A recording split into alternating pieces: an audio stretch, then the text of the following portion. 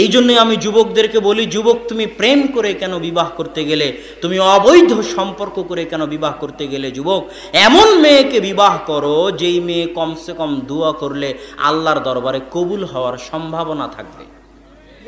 আর এই ধরনের অপবিত্র যে বিবাহের পূর্বেই তোমার সাথে প্রেমে লিপ্ত হয়েছে, সে বিবাহের পরেও আরেকজনের সাথে প্রেমে লিপ্ত হবে, এদের দোয়া আল্লাহ কবুল করবে না। তোমার সন্তানের জন্য দোয়া করার মতো স্ত্রী যদি তুমি বাছাই না করতে পারো, তোমার সন্তান যখন বিপদে পড়বে তখন জায়নামাজ বিছিয়ে আল্লাহর দরবারে হাত পেতে কান্দাকাটি করার মতো স্ত্রী যদি বাছাই না করতে পারো, তাহলে যুবক তোমার জীবনের 16 আনাই বৃথা, তোমার জীবনের পুরোটাই মিছে।